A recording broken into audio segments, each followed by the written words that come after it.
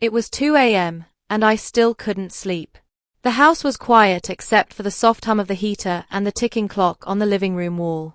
My husband, Tyler, was snoring beside me, unaware that I'd been tossing and turning for hours. At 26 weeks pregnant with twins, sleep had become a struggle. Every time I rolled over, a sharp pain shot through my back. The babies were kicking and squirming like they were practicing some kind of wild dance. I sat up slowly, rubbing my belly. "It's okay, little ones," I whispered. "We're fine. Mommy's just tired." They kept moving. No peace. Just tiny feet pressing under my ribs. I swung my legs off the bed and shuffled to the kitchen, slow and awkward. Walking felt like dragging 2 heavy bags tied to my waist. I made a cup of tea and sat at the table, staring out the window. The streets of Columbus were quiet and covered in frost. Everything outside was still, but my thoughts wouldn't stop. I thought about how I ended up here, exhausted, lonely, in my own home while Tyler slept like he had nothing to worry about. When I first told him I was pregnant, he was thrilled. He'd always wanted kids, talked about having someone to carry on the Carter name. It felt sweet at the time, even romantic. But when the ultrasound showed twins, something shifted. His excitement faded. He stopped kissing my belly. He stopped calling me his beautiful Sophia. Instead, he started making little jokes, mean ones. He'd pinch the fat on my hips and say, "Careful, babe. You're gonna roll away." Or when I waddled across the room, he'd laugh and mutter, "You look like a penguin." At first, I laughed along, pretending it didn't bother me. But as my body changed and my energy dropped, his words started to hurt. Tyler still expected the house to be clean, dinner ready, and his clothes ironed. If I said I was tired, he'd just shrug and say, "You're pregnant, not dying. Women go through this every day." Sometimes I'd cry in the bathroom so he wouldn't see. I used to believe we were in love. Lately, I felt more like his maid than his wife. The sad part? I kept hoping it would get better once the babies were born. Maybe once he held them, he'd change. Maybe he'd look at me like he used to. But deep down, I was scared. What if he didn't? What if he stayed cold, or left? I sipped my tea, tears welling up. It didn't comfort me like it used to. I realized I hadn't heard a kind word from him in weeks. The clock ticked toward 3 a.m., and I knew I wouldn't sleep. I rubbed my belly again, whispering goodnight to the babies. Then I made a promise, not to let them see me fall apart.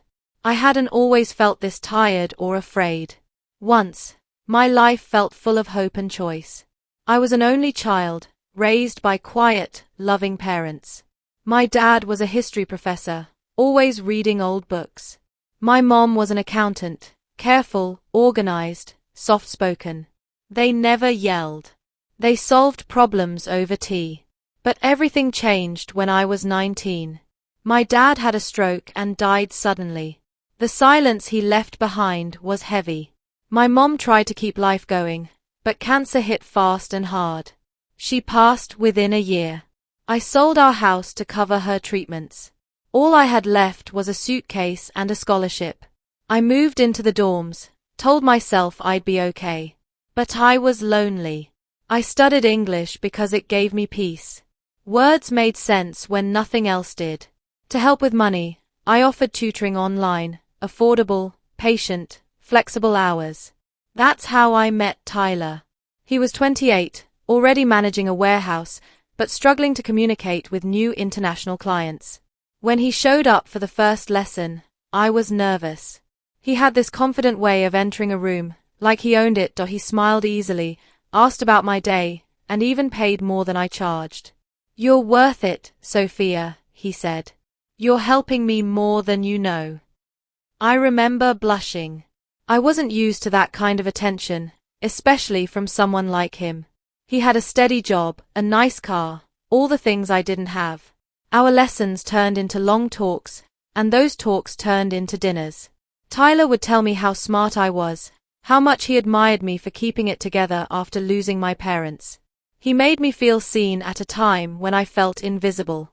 I thought, maybe this is what love is supposed to be, safe. 6 months later, he asked me to move in. You don't need to live in that tiny dorm, he said. Come home with me. Let me take care of you. And I wanted that. I wanted to feel like I belonged somewhere again. A year later, we got married. Just a quiet courthouse wedding, followed by dinner with his mom, Martha.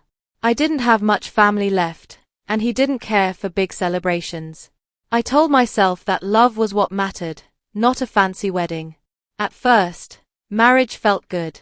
Tyler liked that I kept the house clean and cooked meals. Sometimes, he brought me flowers or said how lucky he was. But slowly, things began to shift. He started questioning why I still wanted to tutor or hang out with friends from school. You don't need all that, he said.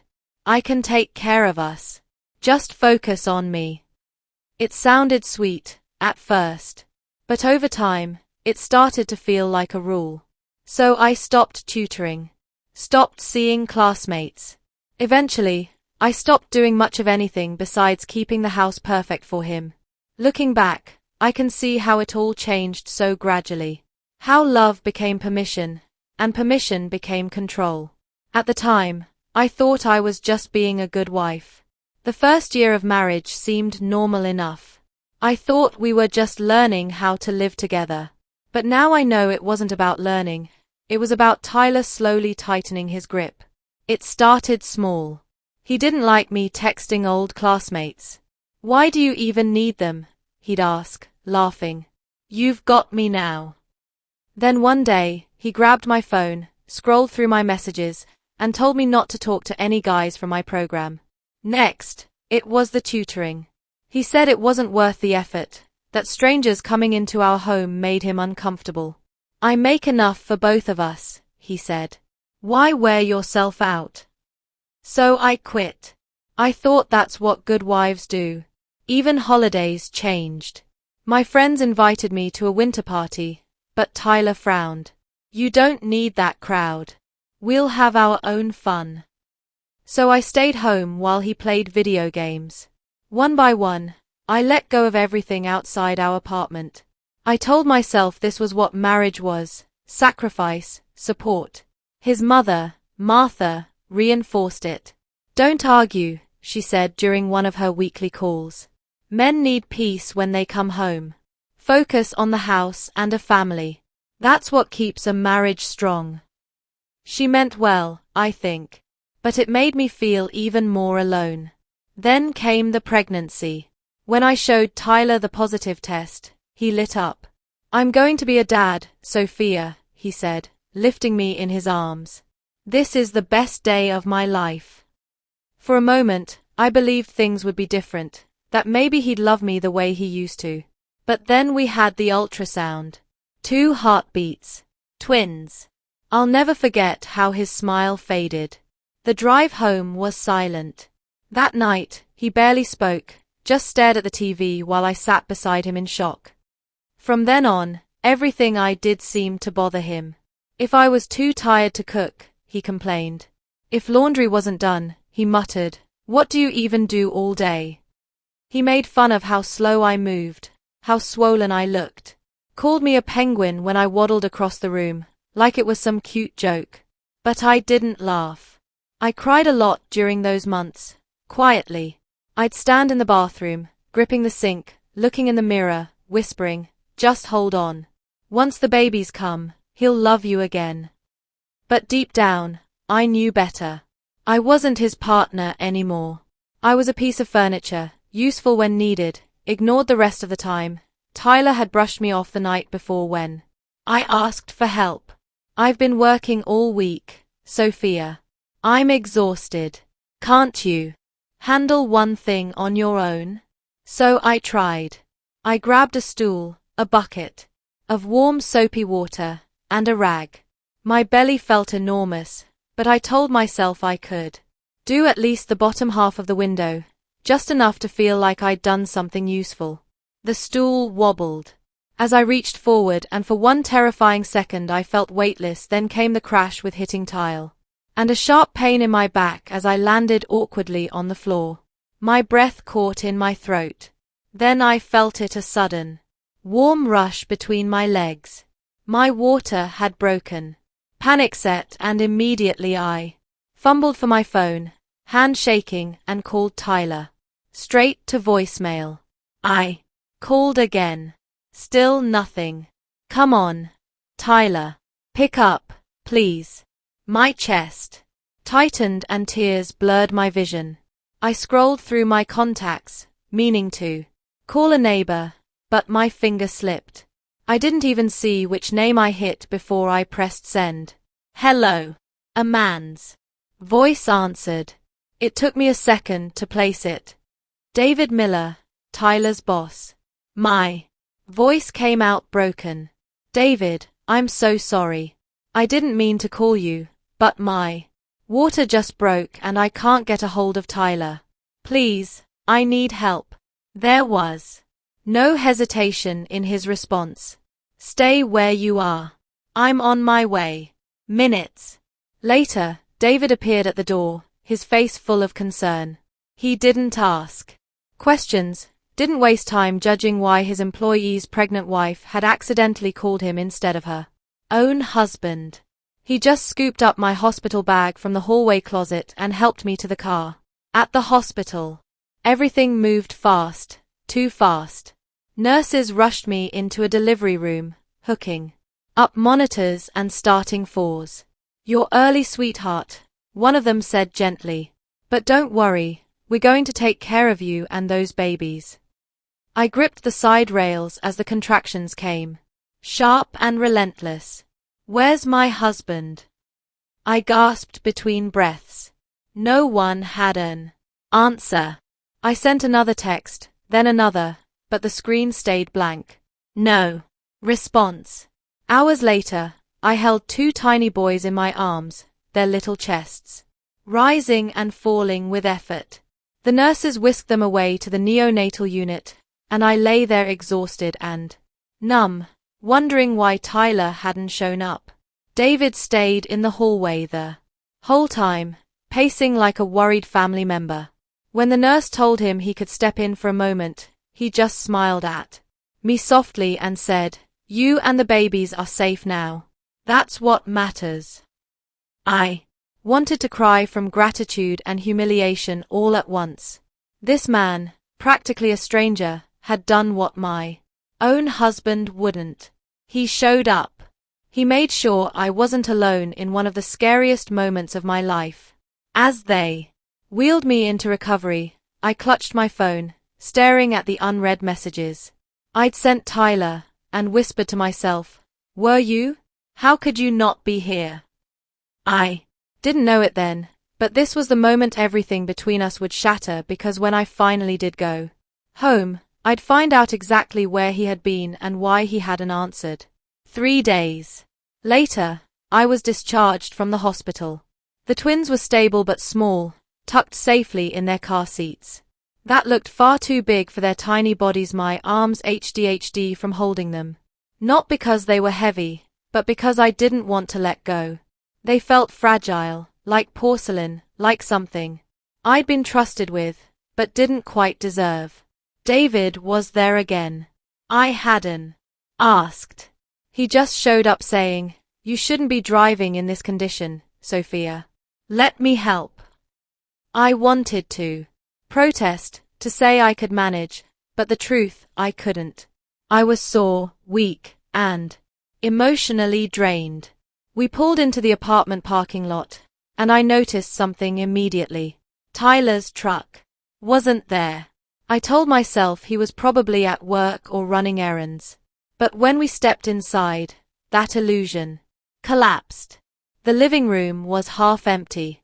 The TV stand was bare, no flat screen. The shelves that once held his sports trophies and framed photos were stripped clean. In our bedroom, his dresser drawers were open and empty. Closet hangers swinging slightly like they'd been disturbed in a hurry. Even the cheap watch I bought him last Christmas was gone from the nightstand. I stumbled back, clutching the door frame for balance. No, this can't be real. My mind scrambled for explanations. Maybe he moved things. Because we were remodeling. No, that made no sense. Maybe there had been a break-in, but there was no sign of forced entry. Then I saw it. A single sheet of paper on the kitchen counter. My hands trembled as I unfolded it. The handwriting was rushed, almost sloppy, like he couldn't get out fast enough. Sophia, I'm done. I can't do this anymore. Don't try to find me. We're getting a divorce. Tyler, that was it. No apology, no explanation, just a few cold lines to end our marriage. The paper slipped from my fingers, fluttering to the floor as if even it didn't want to carry his words. My knees buckled and I sank into a chair, clutching one of the baby carriers to my chest. Why? Why would you do this to us? To them? The twins stirred, one letting out a tiny cry, and I rocked the seat. Gently, tears streaming down my face.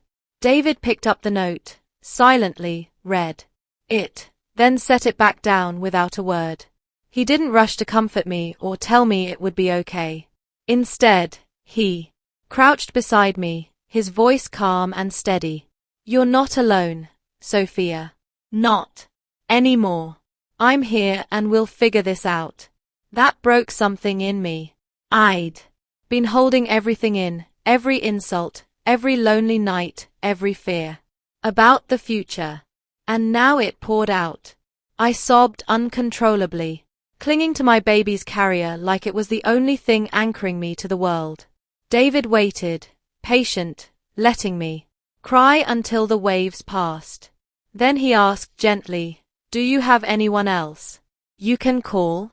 Friends? Family? I shook my head.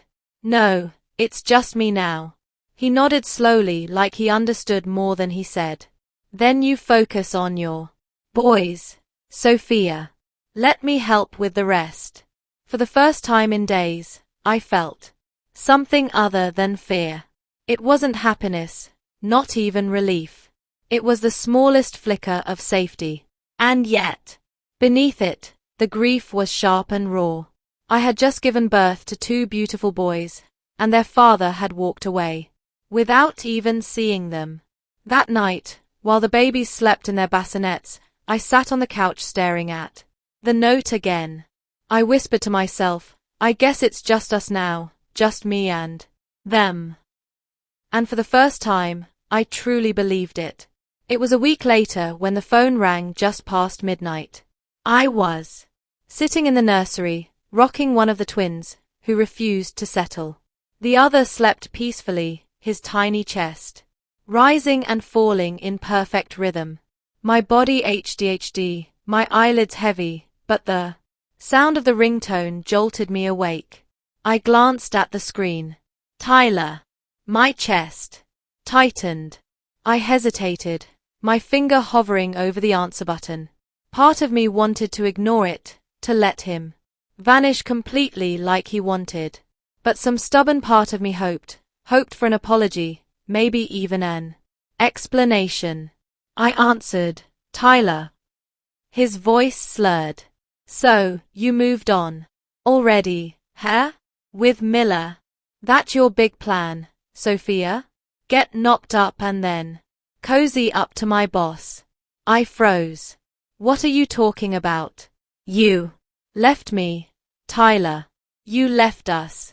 He laughed. A cruel, sharp sound that made my stomach turn. Don't play innocent. I know what's going on.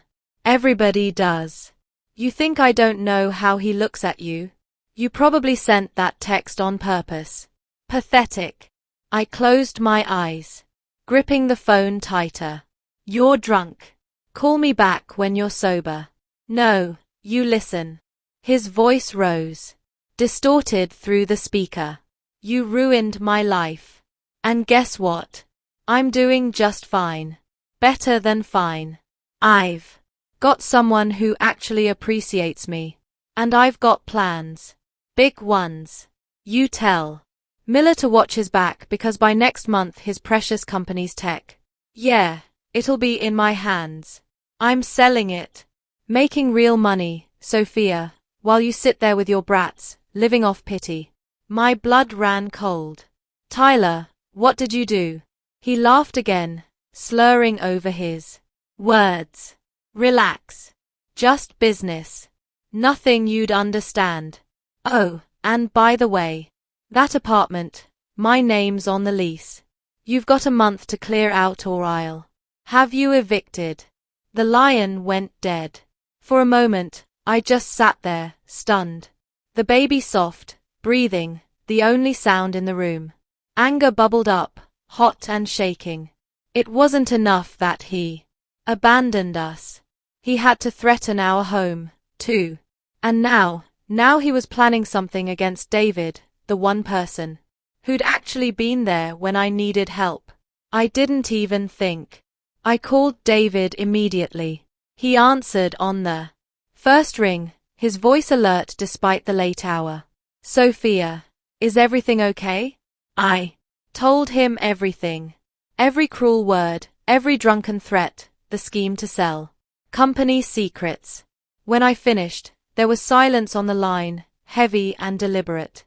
Thank you for telling me, David finally said. I need to take care of this immediately. You don't have to worry. But Sophia, I'm sorry you had to hear that from him. I swallowed hard. It's not your fault. I can't believe he would do something like this. David's tone shifted, firm and commanding. Believe it.